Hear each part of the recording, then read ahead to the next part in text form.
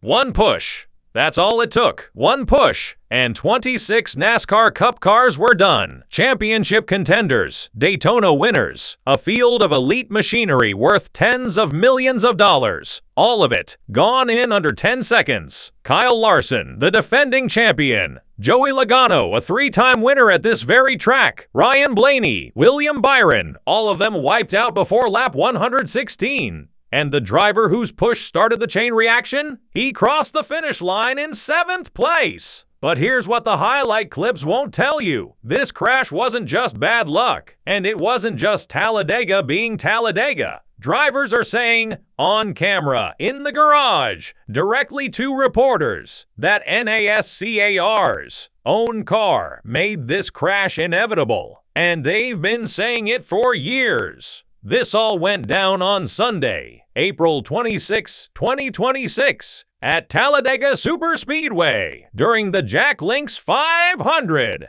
Before a single lap was run, NASCAR had already changed the race format. The stages were flipped specifically to kill the fuel-save strategy that had been dominating superspeedway racing. Stage 1 ran 98 laps, long enough that teams couldn't coast through on one tank. Stage 2 and Stage 3 were each set at 45 laps, the exact number of laps a single fuel load covers. The message from NASCAR was clear: you will race, not manage fuel. That decision forced cars into aggressive, all-out racing earlier than usual, and it created a powder keg. Then came Bubba Wallace's pit call. With 4 laps left in Stage 1, the number 2321 Racing Toyota pitted early, taking on 4 fresh tires while giving up any chance at stage points. It was a calculated gamble. With new rubber and only a fuel stop needed on the Stage 2 restart, Wallace passed 22 cars on pit road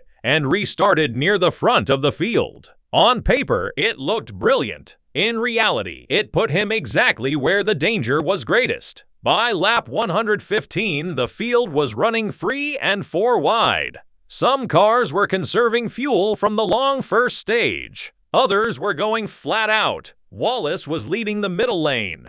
Ross Chastain was directly behind him, pushing hard. Ryan Blaney and Joey Logano were connected in the pack right behind them. The entire field was compressed, cars bumper to bumper at close to 190 miles per hour, and the tension was about to snap. Chastain surged forward and gave Wallace a hard shove at the end of the back straightaway. Wallace's number 23 Toyota immediately went sideways. He was clipped in the right rear by Cole Custer, which sent him sliding up the track directly into the outside wall. Custer tried to go low to avoid it, but the 3-wide pack was already closing in. There was nowhere to go. Wallace's car came back down off the wall and straight into the field. The outside lane had nowhere to go. The center lane had nowhere to go.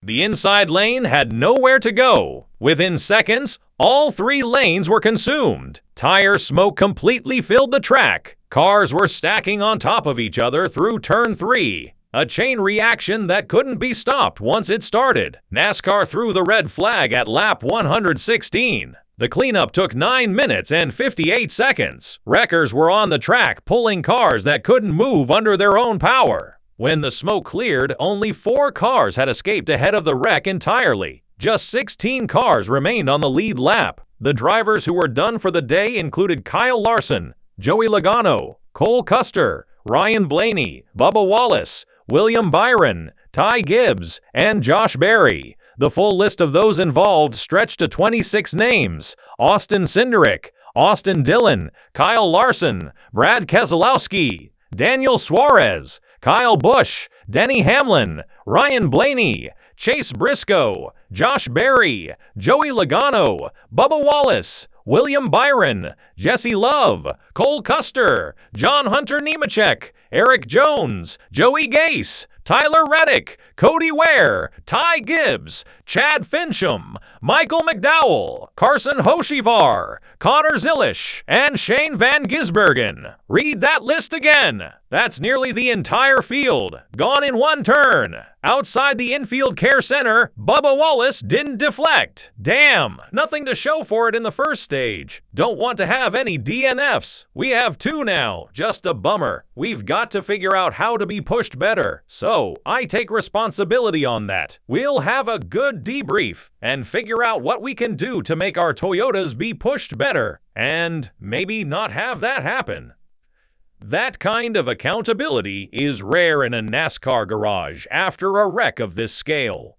Wallace acknowledged that his car was unstable receiving pushes, and that the hit from Chastain may have exceeded what the setup could handle. Our Xfinity Toyota Camry was a little unstable getting pushed, but manageable. Maybe that hard of a hit was too much, so unfortunately, we wiped out a bunch of cars. But the most significant reaction didn't come from Wallace. It came from Joey Logano. We got to the point where we could start racing and not have to save fuel. And we've proven with this car, we can't race each other without wrecking, Logano said. We got maybe 10 or 12 laps of racing in before we wrecked. That's about as far as I think we've ever gone. He went further. We have round bumpers on these things and the cars are unstable. Once everyone starts pushing and racing aggressive, it's going to happen. Until we fix that stuff, we're going to continue seeing it. That is a driver, a 3-time Talladega winner, publicly telling NASCAR that their flagship car is broken for super speedway racing. That's not frustration in the heat of the moment.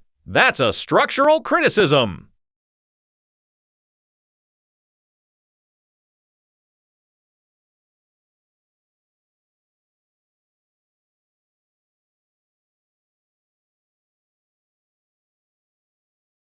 Ryan Blaney agreed, and explained the mechanics of why it's so difficult to prevent. It's not like there's any blame on anybody. It's what this thing is. We all just kind of get bumping and banging, and one guy eventually gets turned with the car being as unstable as it is. There's no bubble. You're just ramming through the guy in front of you. You have to be very precise with how you lift and drag brake to get on them gently. You're just trying to take care of the person in front of you, and it's hard to do. Kyle Larson was blunt. Not surprised to get wrapped up in that crash. Just sucks. And Cole Custer described the moment of impact from his seat. The 23 shot up into us and it was all over. It's just one of those things. The next-gen car has faced criticism at superspeedways since its introduction. The round bumper design removes the natural bubble of air that previously gave drivers a feel for the car in front of them. Contact at superspeedway speeds with this car doesn't just rattle the driver, it immediately destabilizes the vehicle. There is almost no margin for error, and at Talladega, with cars running inches apart at close to 200 miles per hour, the system is operating at the absolute edge of what's recoverable. This crash closely approaches the record set at the fall 2024 Yellowwood 500 at Talladega, where 28 cars were involved, currently the largest big one in modern track history. With 26 cars collected on April 26, Sunday's wreck came within 2 of matching it.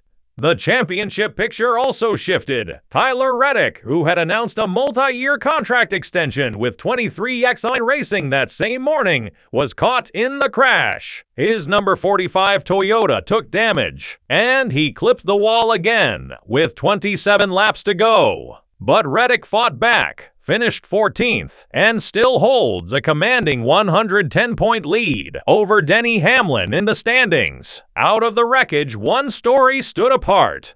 Carson Hocevar, who had been among the cars listed in the initial crash, survived with enough to continue. He led 19 of the final 37 laps, held off 3 late race restarts, and crossed the line 0.114 seconds ahead of Chris Buescher to claim his first career NASCAR Cup Series victory. After the race, Hocevar was visibly emotional. "I'm just so thankful. This is the biggest dream I've ever thought of. Thank you, everybody. I couldn't have done it any better way. Hopefully my grandfather is watching. My grandmother died last year, and I'm just so thankful I can give my grandfather a trophy now. Just unbelievable. On a day that destroyed the race for 26 drivers, one found his way through and won for the first time in his Cup career. The NASCAR Cup Series moves to Texas Motor Speedway next Sunday for the Worth 400, with the green flag dropping at 3:30 p.m. ET on FS1.